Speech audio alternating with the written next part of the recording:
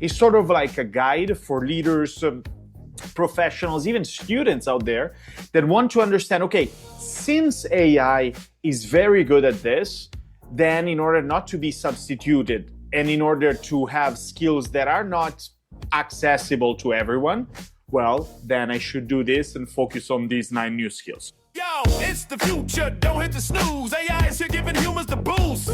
Team Humans rolling, brains in the game with Dan Turchin. Y'all remember the name. People reign in the mix, no stopping the flow. Better work, better life, yeah, we're ready to go. Robots and humans, a collab, you know.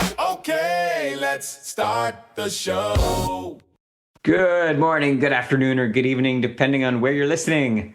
Welcome back to AI and the Future of Work, episode 376. I'm your host, Dan Turchin, CEO of PeopleRain, the AI platform for IT and HR employee service. If you like what we do, of course, give us a like and a rating wherever you get your podcasts. And if you are not yet, go ahead and click the link in the show notes to subscribe to the weekly newsletter. It's full of fun facts that don't always make it into the main episode and some additional clips. If you leave a comment, I just may share it in an upcoming episode. Like this one from Tomas in Chile, who is a web developer. Tomas's favorite episode is number 118. That was a while ago. With Tim Galeri, managing director at Sierra Ventures, about what he's looking to fund in AI and what most entrepreneurs get wrong. We will share the link to that one in the show notes. We learn from AI thought leaders weekly, and of course, the added bonus, you get one AI fun fact. Here it is for today. Brandon Bosch writes in Aeon Online that when AI takes over the practice of science, we will likely find the results strange and incomprehensible.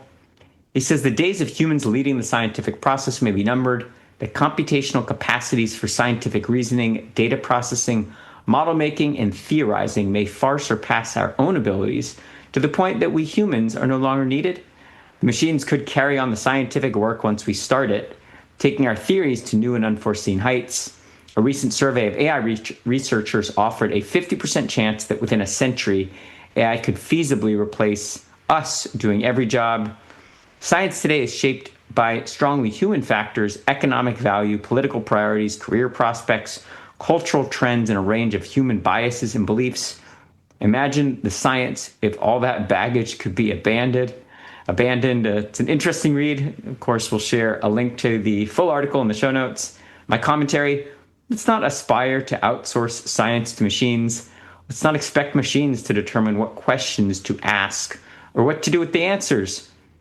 I prefer to see us build toward a future where AI provides the computational resources required to answer questions humans alone can't answer, like the origins of life, why some cells choose to attack us as cancers, and what we can do to preserve conditions on Earth and other planets to sustain humans for the next 10,000 plus years.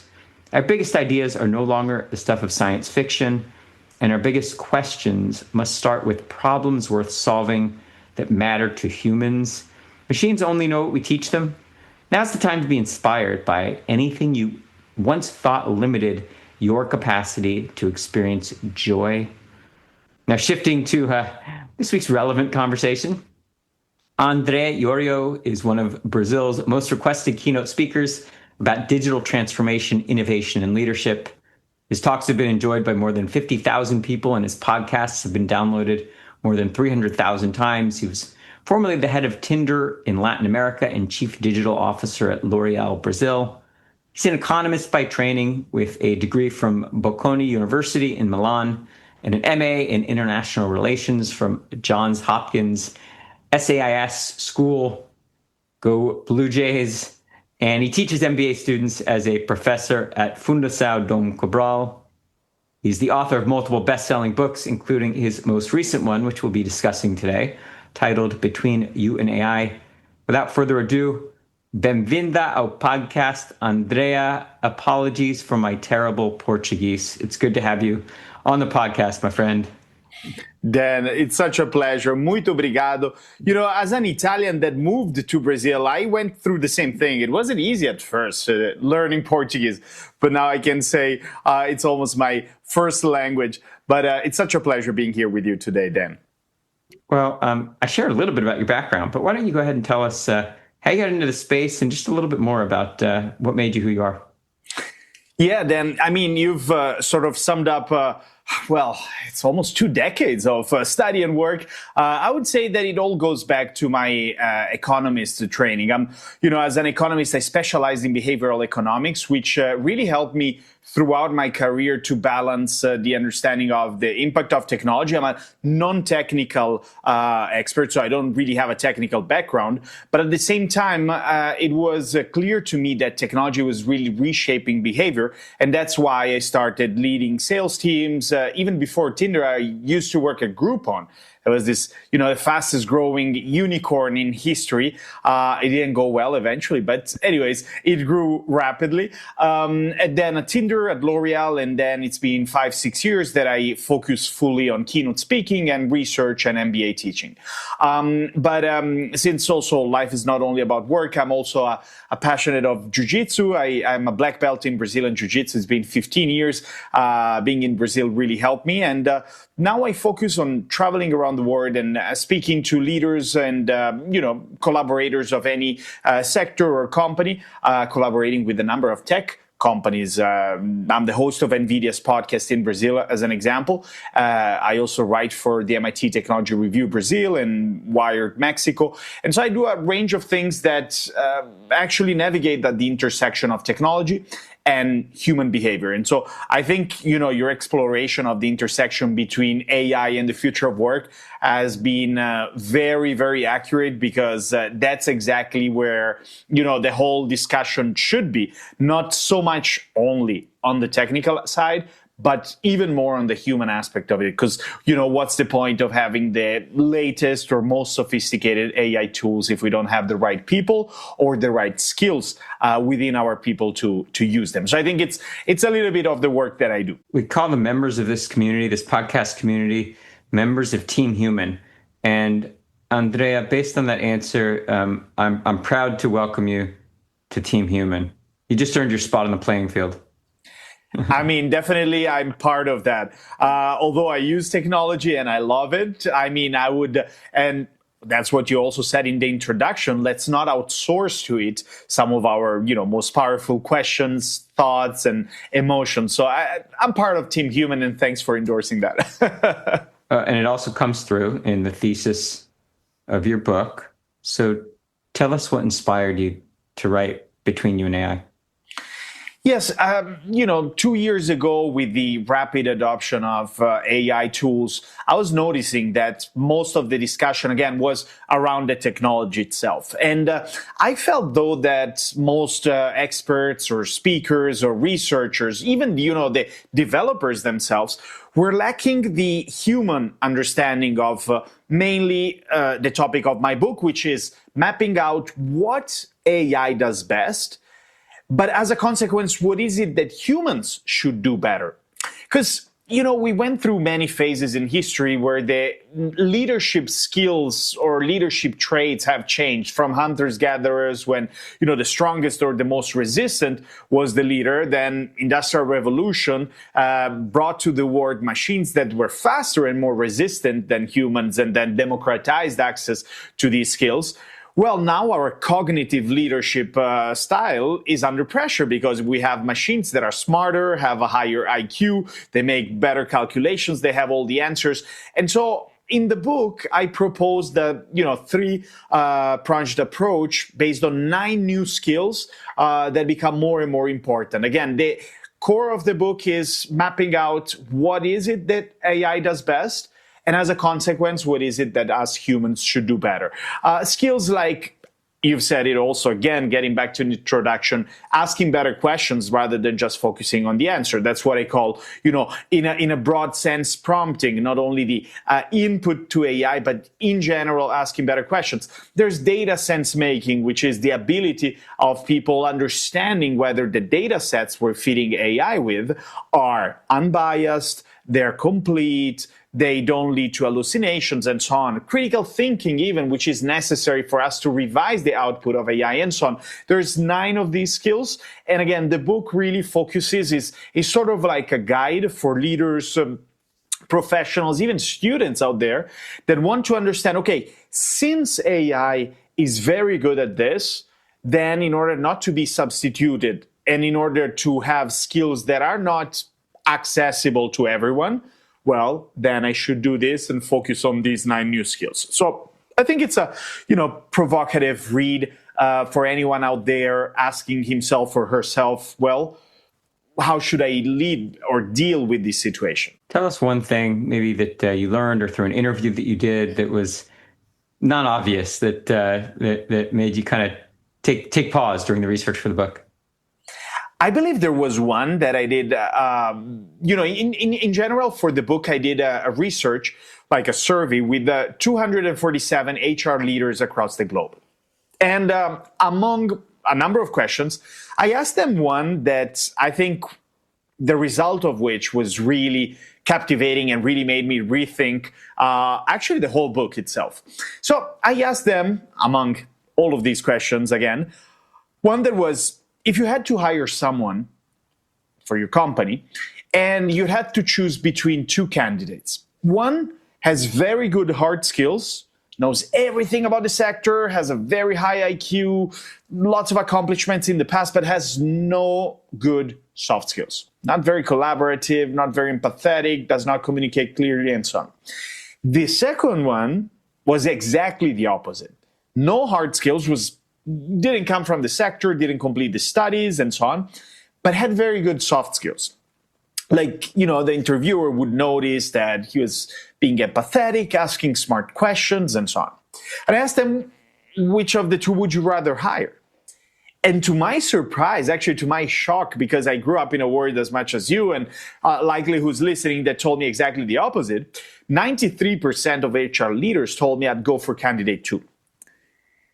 And again, this shocked me because I grew up in a world where everybody was telling me to focus on the hard skills, so knowing the answers and accumulating knowledge and becoming hyper-specialized, and not focusing so much on the soft skills because, they're hard to measure, hard to train. It's hard to, say, well, the impact of empathy on sales, right? To measure the correlation. So long story short, I was curious. I asked them why, and they told me for 2 simple reasons we'd go for candidate 2. And, the first one was obvious, which is, okay, if a candidate does not have good hard skills, well, they're easier to train than the soft ones. And didn't surprise me. But what surprised me the most and really made me think, well, especially the second half of the book, they told me, look, it's because we noticed that within our company, we already have AI tools that are better at hard skills than our people. But we haven't found any AI tool or, machine or anything that gets near their soft skills. So we think these are the skills of the future. And again, this might sound as a generalization because, each of these 2 groups have many skills within them. But overall, this reminded me of a theorem that was, proposed by Scott Aronson, who's an ethicist at OpenAI, and he gave this TEDx talk at Palo Alto, and he said, he called it the game over theory. He said, if we consider any task that has a measurable outcome, it's just a matter of time that AI overcomes our human ability to perform that. Because, if we have an outcome, we can train AI, but you cannot really have outcomes with the soft skills. And so I think overall that really surprised me. And coming from a group of experts that really make decisions, especially in the HR department of their companies every day, well, that surprised me a lot. And I think it's a strong message for people out there that, well, there's a new set of skills that we need to focus on. As someone with such an international perspective, did you happen to break that data down by cultural geography? Yeah, that's great. I was always asking which country and which continent people were from. And interestingly enough, the US and Latin America had some difference, but not very strong. But Europe particularly showed a very predominant response and weight on the soft skill side. Especially when we look at the US and Asia, they still value a lot the hard skills. I would say that Latin America was in between, but I was very surprised by Europe, where we also see that in politics and overall social economics, this sort of reprioritization of the human in the workplace and so on, not with only successes, but sometimes with failures and sometimes with over-regulation. But we've seen a little bit of that, while instead Asia and North America would still reflect slightly higher percentage of people who would still respond hard skills. So it was really interesting to know this, though, anyways. And, it's just maybe, I don't think it's a coincidence, but it's also part of the mindset and the mentality, I think.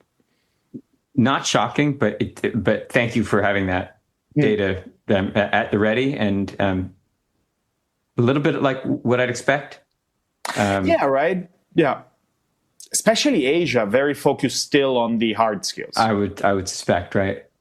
I have this thesis that time between, call it, evolutionary transformations for the human species is compressing rapidly.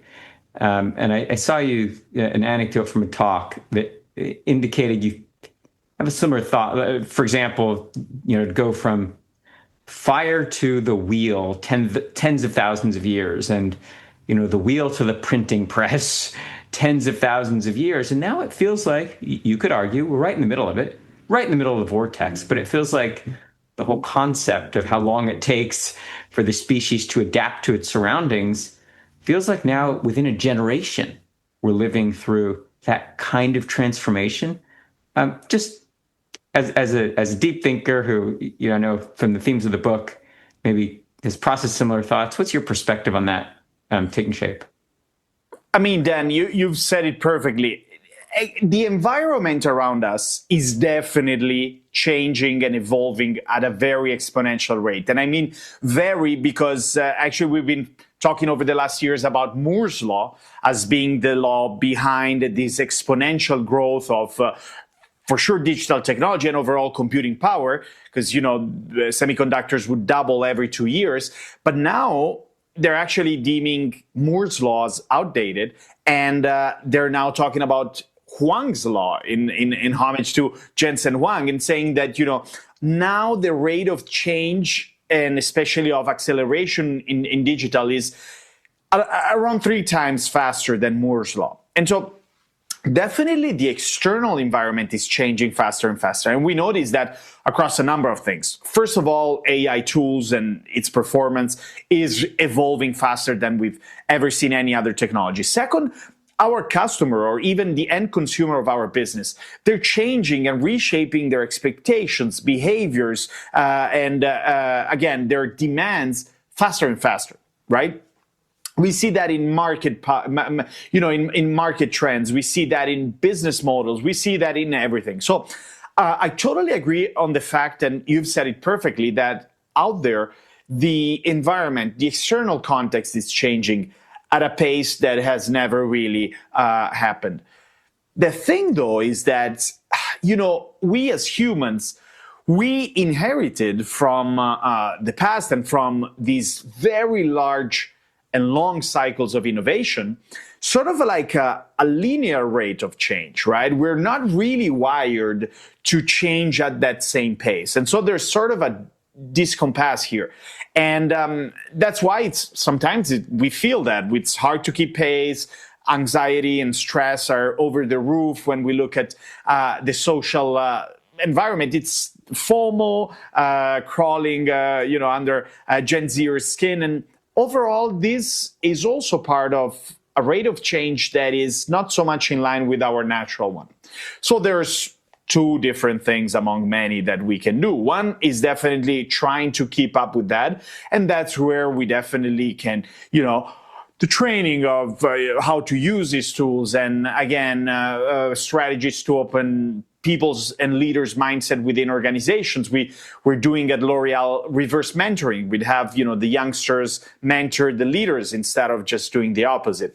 And so there's one way, which is trying to keep up with the rate of change. The second one, though, is, understanding what are the limits of this rate of change. Like, what are the boundaries when it comes to AI also, like how do we grow but responsibly? How do we, protect privacy?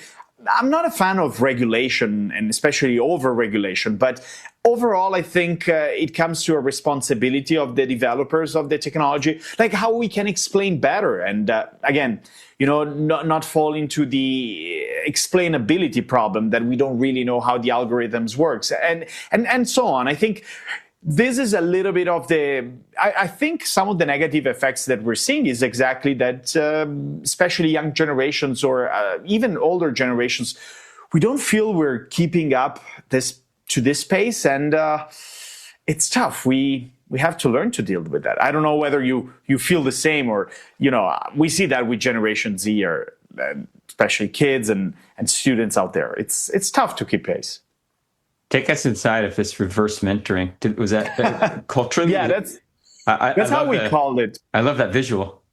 Look, I mean, I think it was one of the most powerful things we've ever done to change people's mindset, because, it's very abstract, whenever you think or say, okay, let's train our people to think differently, to open their mind. And we managed to do that through this, again, reverse mentoring. The way it worked was the following. Instead of just, and of course we would keep the traditional mentoring, which was, the leaders or C-levels mentoring, the young talents within the company. But we also did the opposite, which was we'd have some, and we would be very selective and even prepare these young talents we'd have, because otherwise, if not really well crafted, this reverse mentoring would just be unproductive or just, all over the place. So we'd tell them, to cover some topics and so on, but they would just give an overview of, how Gen Zers make purchasing decisions nowadays, how influencers work on TikTok.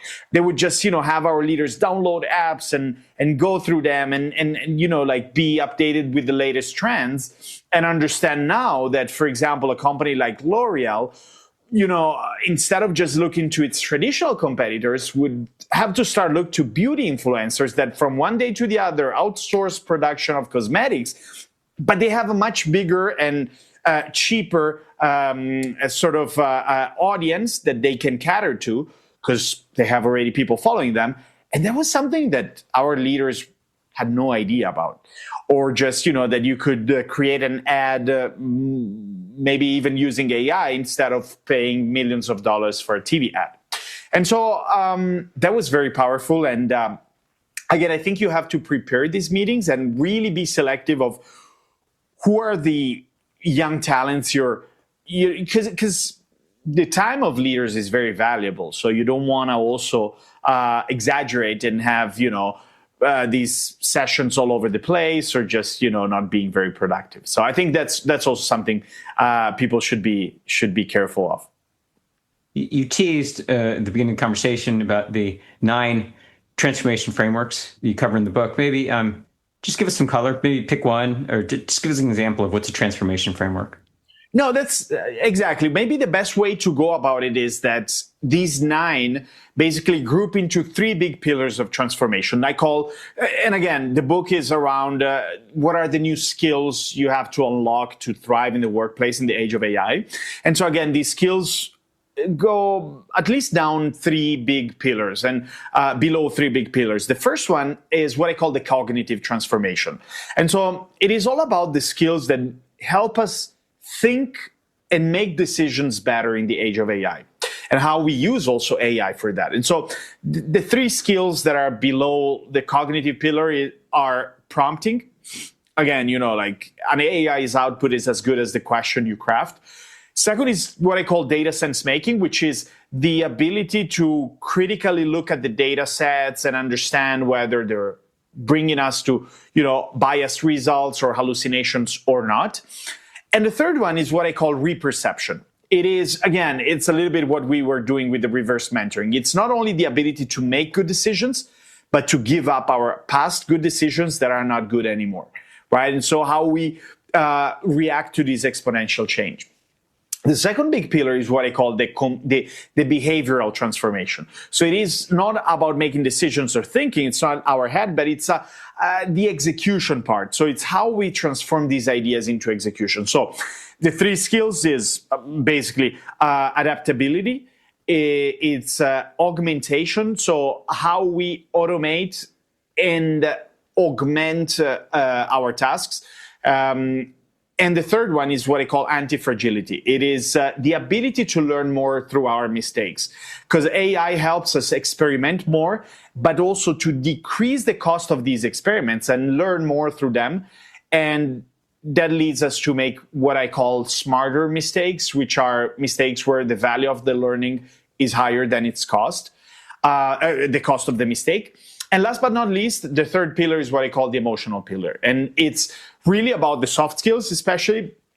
And I talk about three skills particularly. I talk about empathy, trust, and agency. So especially this last one, taking responsibility for the AI tools we use, because it's very tempting, to outsource responsibility. We say, okay, no, it's AI who made that decision, or it's that agent who came to that conclusion. Well, but we're still responsible for that, at least in court, morally, technically. AI is not deemable responsible for anything it does so far. And so I think agency is a very important skill overall. And again, I try to bring examples or, tools and also practical examples of how you can implement these skills. And so it's sort of like a guideline, and also map out for each of the skills, what is it that AI does and what is it that it doesn't, so that humans should focus on. So it's a little bit of what I covered there. What would you say to someone cynical who picks up your book and says, this isn't relevant for me because I'm done. AI is here. It's going to do what it's going to do to me. I might as well start over. Now, presumably, you probably wouldn't be reading the book if you felt that way. But there are a lot of people who are feeling very destabilized by AI. You're perfectly right. I mean, and interestingly enough, that's a comment I hear more often than I would have ever thought. To be honest, what I would say is that I think one of the messages from the book, and overall, at least one of my main theses, and I'm eager to know whether, and I'm sure you're thinking the same. It's AI is not really coming for our jobs. Of course, let me reframe it. It is coming for our tasks. For some of our tasks, the repetitive, the familiar, the data-driven one, the memory-based one. And so our jobs are made of a number of tasks. If though, in our day-to-day at work, we only focus on these type of tasks, we are actually being and working and making decisions like a machine, but with much less computational power behind. So we're poised to fail if the predominant part, the majority of our tasks daily are those. Now, if we understand that AI is coming for our tasks and not necessarily for our job, well, that's great news. It means if I automate some of those, I can save up time to focus on higher quality work, on more skilled-based work, on more strategic and foresight work, and which is exactly the feeling that most of us have, or I had when I used to work, in corporations, which was you get by the end of the day and you feel you haven't really been productive because what you mainly did was what we can call work about work, which is setting up meetings, doing a report, creating a PowerPoint, responding emails. And I'm not arguing that these tasks are not necessary.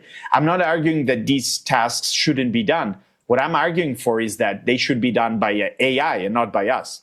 And so in that case, we totally change our job descriptions in a way, right? If we look at our job description now, well, it's mainly the job of an AI. And if that is so, it means, that's what the cynicals might say. It's like, well, I'm going to be substituted, or like I should restart all over again. But then I tell them, well, look at your workflow and look at what it is that you can automate, but also look at the upside, the time you earn back. the emotional, again, resources that you free up. And that is liberating, honestly, because, there's something that I create this incentive for people who read the book to think about when was the last time they did something for the first time. It's funny because even if I ask my question to myself, we work a lot, we do many things, but if we look really carefully, we always do the same. And if that is so, it means we're not really working so differently than a machine. So, that's why a lot of cynical people might think that. And that's a risk. We are so strongly in agreement that it's the repetitive tasks that make work exhausting and that give us the association of work as toil. It's a 4-letter word, right? But you said an important word, work can be liberating. Talk through, what does a day of work look like where you're liberated from these mundane kind of tasks that make you feel like you're a robot? Totally. I mean, I think that overall, the day looks like, a day where you use AI as a co-pilot to, first of all, analyze all the new information and data that you're getting daily and extract insights from it. Because we're bombarded with so much new information, data, emails. I loved, for example, the new Apple iOS feature that in your mail summarizes through AI. You don't have to click on it. You already see the summary of it as soon as you open. And that is already something that feels so small, but it is so important. So you then have to click through all the emails and you already see a summary of it. Well, that's already a great example of how a day at work looks like. Outsourcing to AI, something like that. And so all the data manipulation, insights extraction, and then you'd have more time to focus on the results, critically looking at the correlations and making decisions on top of them. A second thing, again, is sort of like a day that has less work about work. Again, where you'd maybe, even through an agent, and so through a multi-step approach, you'd have your meetings recorded and transcribed and summarized, and maybe even, already chewed out as a PowerPoint via Gamma app. And that's when you already have anyone in the meeting having a great summary of what it has been said, which also helps on another big problem, that is lots of people sit into meetings they shouldn't be at, exactly because we were not able to share the information that was talked through at the meeting. So we would call in people just to watch while we or leaders make decisions. And now you have a solution for that. So, these are just small examples, but overall, it is critically becoming curators of our workflows and looking at, okay, so what it is repetitive that I automate, what it is that also I augment, namely, how do I use AI to improve that? If I also sometimes, let's say for my job as a speaker, I create content for social media, right? Well, then I've learned to use Canva or VO3 or just all of these tools to just create better content. I'm not outsourcing that to AI, but instead of having a team of 3 designers, you can just do it by yourself. And so that's augmentation. And third, how do I spend better my time that I earn back?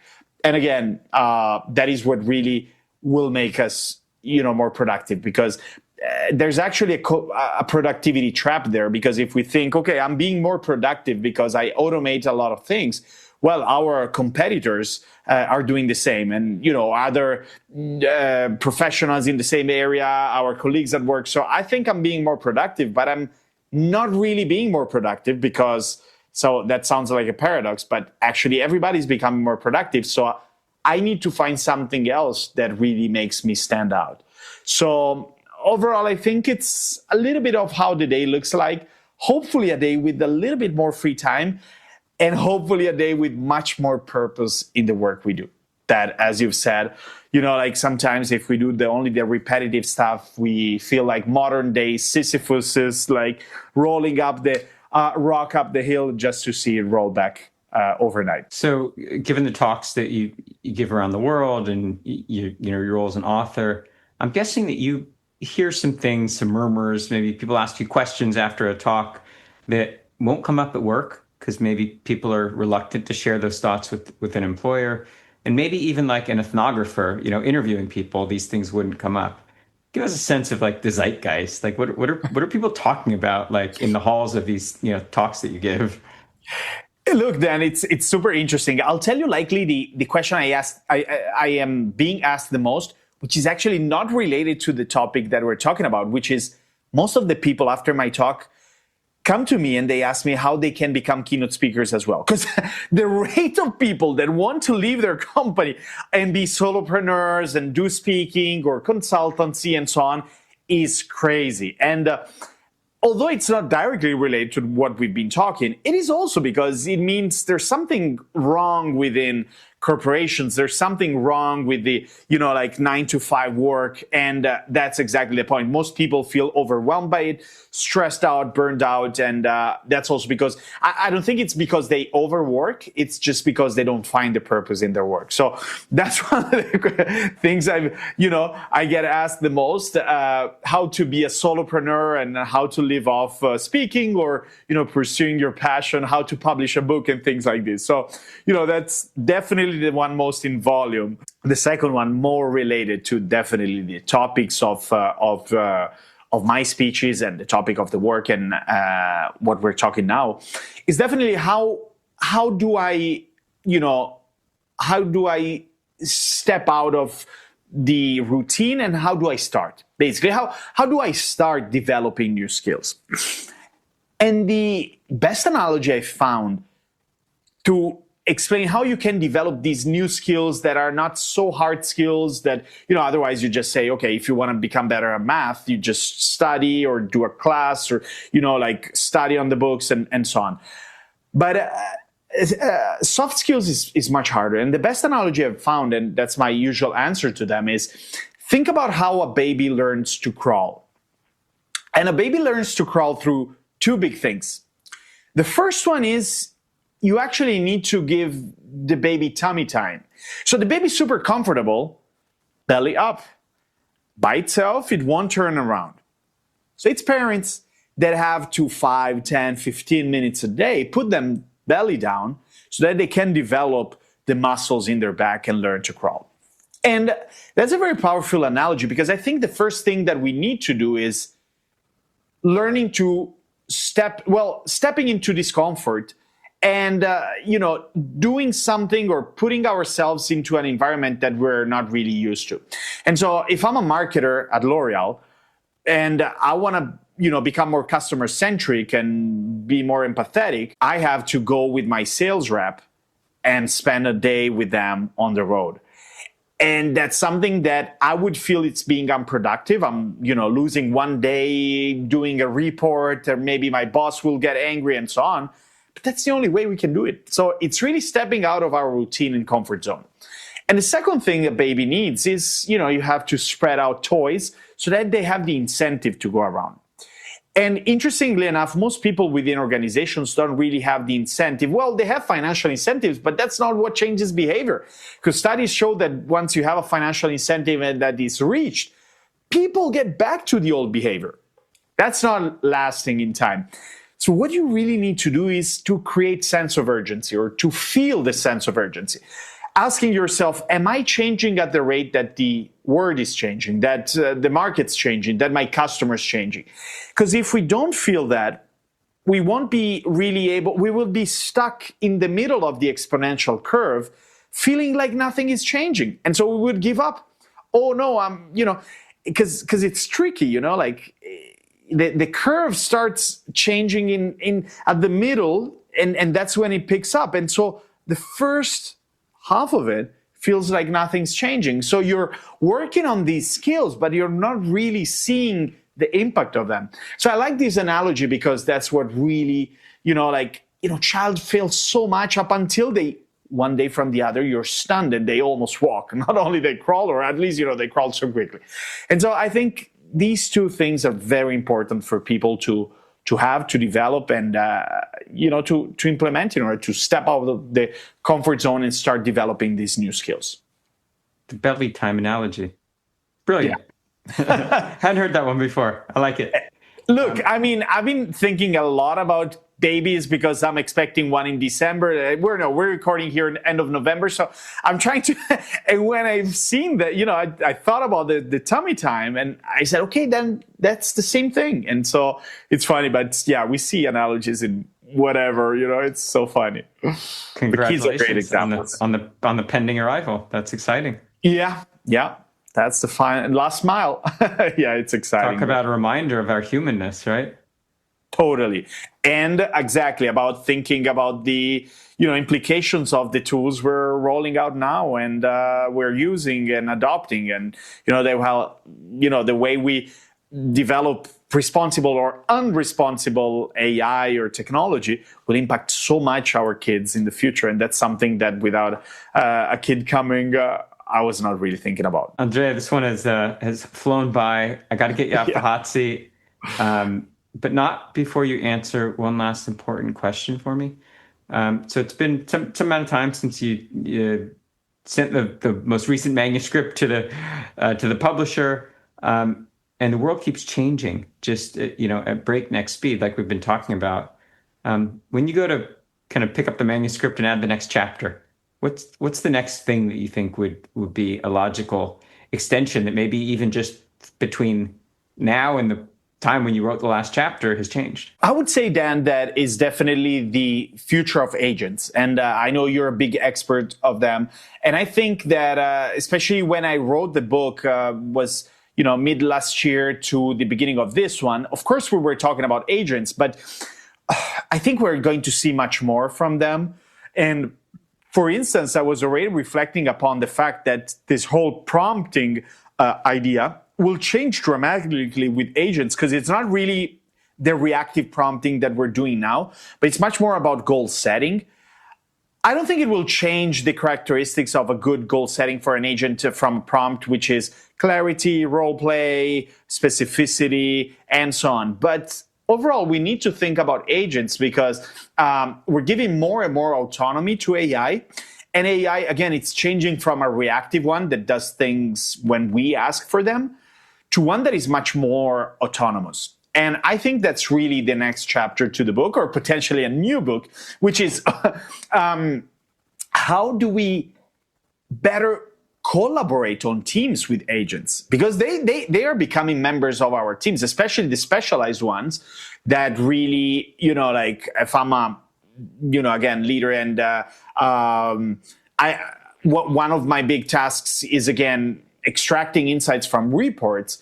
Well, now I'm asking AI to do that. Well, in the future, I'll have a coworker that is actually going to, share ideas with me. I'm going to exchange all of these ideas. It's going to take the initiative to maybe browse the internet and look for reports that validate or not validate our thesis internally and so on.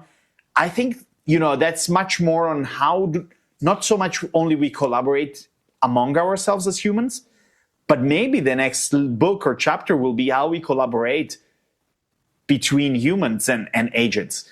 And that's a whole new scenario, and it's very interesting to see how it rolls out. Andrea, I have a feeling that when you're next here on the podcast, we're going to be talking about the thesis behind the next book, or at least how humans have changed since now. Yes.